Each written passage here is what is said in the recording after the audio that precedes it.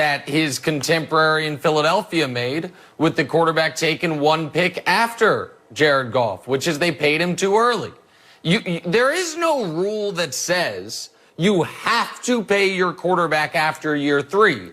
But Goff and Wentz both got paid because they had shown flashes. To Goff's credit, he had been to a Super Bowl, so it's like, oh, hey. But that Super Bowl was more about what Sean McVay did, what Offensive Player of the Year Todd Gurley did.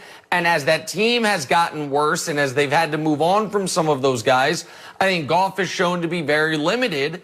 And I think they understand what is standing between the Rams and consistently competing for championships is they either need elite quarterback play or they need more money to get playmakers. And right now, they're getting mediocre at best quarterback play from a quarterback that is very, very expensive. So, yeah, I don't think McVay or Snead are in love with Goff, and I think that contract is something they regret.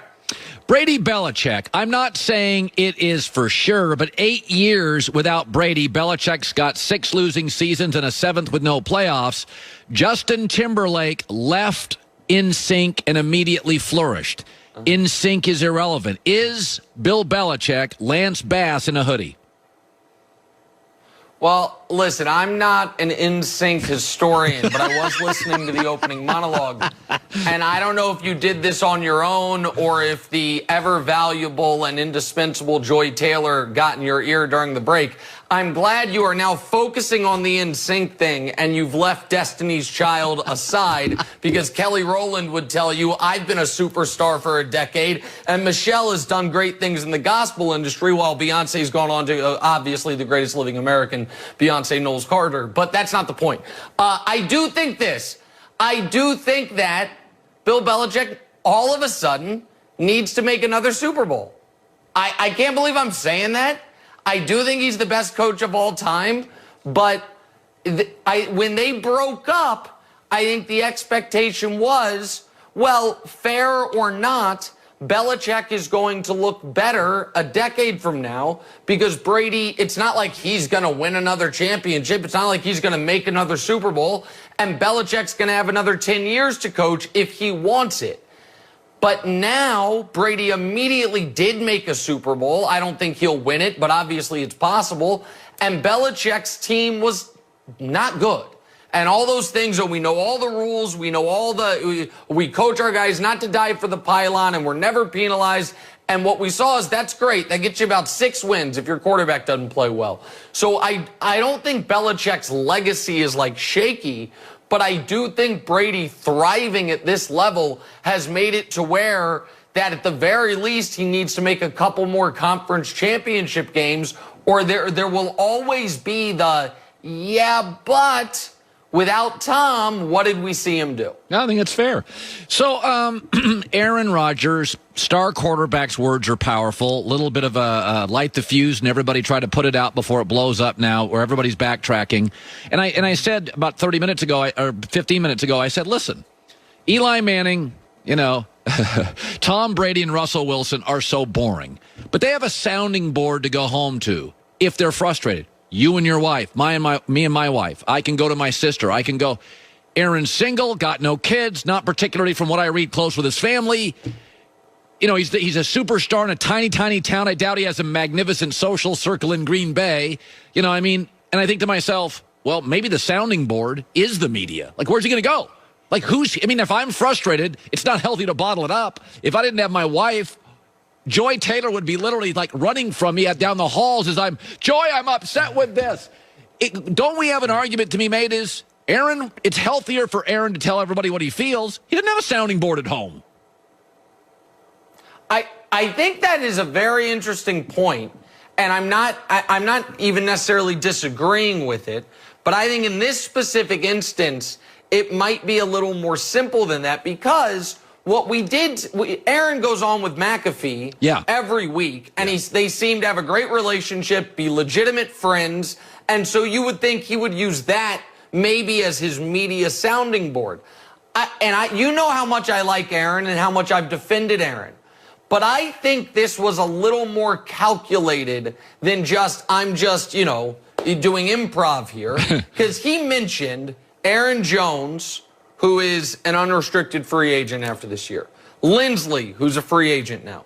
And Mercedes Lewis, who are all free agents. And, like, listen, we don't know any of our futures.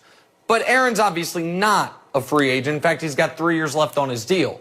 I think this was Aaron signaling, I want a new contract. Not because he wants more money, but because he wants to be tied to the team longer than just this next year. Because under his current deal, after this year, the upcoming year, the 21 season, they could move on from him, and they have shown that they are considering it by drafting Jordan Love. So I think Aaron was signaling intentionally, guys, I'm about to win league MVP. We could have gone to the Super Bowl. And he mentioned with McAfee. Yeah, and he said it before. Everyone wants to be Dirk. Everyone wants to be Kobe. Everyone wants to have one career with one team.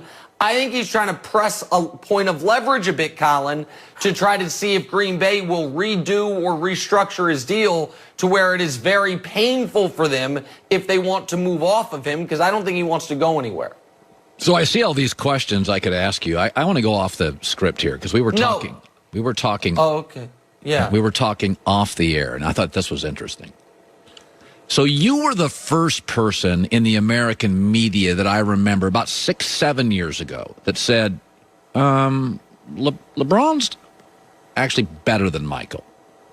And though you got a ton of pushback early, it is becoming harder and harder to not at least discuss it.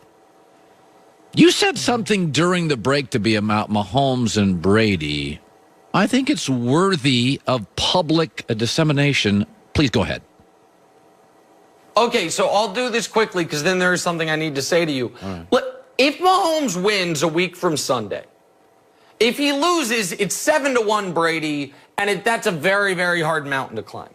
But if he wins a week from Sunday, are we potentially just 1 year away from being able to make the argument Patrick Mahomes is already the GOAT? Not that he will be, but that he already is. If he wins a week from Sunday, and then they win again next year, would be the first guy, first team, first player, first anything in the NFL to win 3 in a row. He would have 1 career playoff loss, and it would have come in overtime when he didn't get to touch the ball. All these unbelievable records, eye test, and he would have gone through Tom for a Super Bowl. I do think that if he wins a week from Sunday, not only could the GOAT discussion really open up, but it could be one that he could be trailing Tom, but far closer than Brady fans would like to admit just 54 weeks from now. But, Colin, you did have a long list of questions. You could ask me anything here, all these things.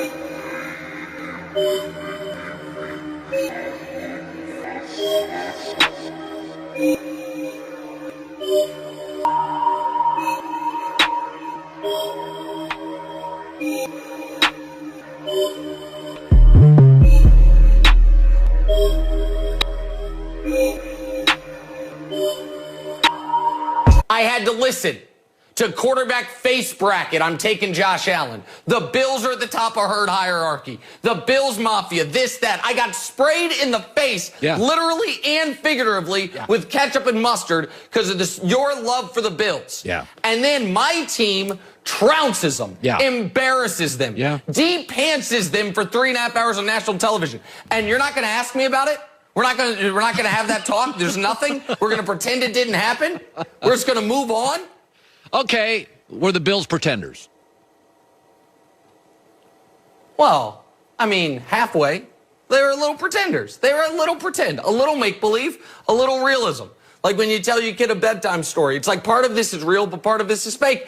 But more importantly, I'm not trying here to crush the Bills and their little small-time crime syndicate. I'm not here for that. They got 3.5 hours of that on Sunday. I'm here to demand Colin Cowherd say, I'm sorry for even entertaining the idea that Josh Allen and Patrick Mahomes live in the same zip code, much less down the block from each other. I want an apology. That's what I want on your show. Well, you come on every Wednesday. Let me consider it, and then I get a week to bake on that. I'll tell you, December, it was Josh Allen was very good in December.